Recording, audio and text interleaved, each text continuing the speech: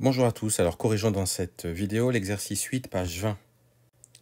Vous avez donc une série de nombres et on vous demande si ces nombres appartiennent à D, c'est-à-dire est-ce que ce sont des nombres décimaux.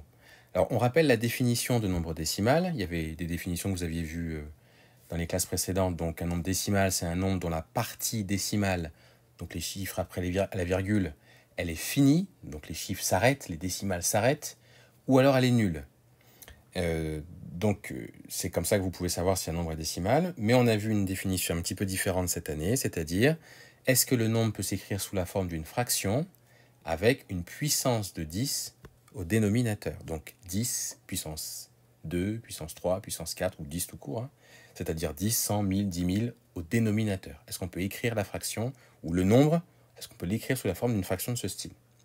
C'est comme ça que vous pouvez savoir si c'est un nombre décimal ou pas. Donc là, on regarde pour 3 sur 2. Bon, 3 sur 2, on essaye de l'écrire sous la forme d'une fraction avec 10, 100 ou 1000 au dénominateur. On voit que c'est possible en multipliant en haut et en bas par 5, ce qui fait donc 15 sur 10. Comme on peut l'écrire sous cette forme-là, ça veut dire que 3 sur 2, il appartient bien à D. C'est un nombre décimal. Maintenant, regardons 5 sur 12. Alors, si vous faisiez à la calculatrice 5 divisé par 12 et 4 divisé par 3, vous auriez observé que leur partie décimale, elle est infinie. Il y a une infinité de chiffres après la virgule. Elle est infinie, elle n'est pas nulle. Ça veut dire que 5 sur 12 et 4 tiers, ce ne sont pas des nombres décimaux, donc on peut les enlever de notre ensemble. Et puis pour les autres nombres, 7 sur 4, 35 sur 25, 13 sur 20, à chaque fois, on peut réussir à les écrire sous la forme d'une fraction avec 10, 100, 1000 ou 10 000 au dénominateur. Regardez par exemple ici, 7 quarts. Si je multiplie par 25 en haut et en bas, pourquoi par 25 ? C'est précisément parce que je sais que 25 fois 4, ça fait 100.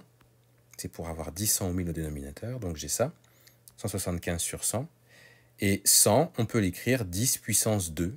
Donc on peut bien l'écrire sous la forme d'une fraction avec une puissance de 10 au dénominateur. Pareil pour moins 35 sur 25. Il suffit de multiplier par 4 en haut et en bas. Donc j'ai comme ça au dénominateur, j'aurai 100. Et ça fait donc moins 140 sur 100. 100, c'est pareil que 10 puissance 2. Donc c'est un nombre décimal. Et pareil pour 13 fois 5 sur 20. 20 fois 5, je sais que ça fait 100. Donc ça nous donne 65 sur 100. 65 sur 10 puissance 2. C'est pour ça que je peux dire que ces trois nombres appartiennent à D. Ce sont des nombres décimaux.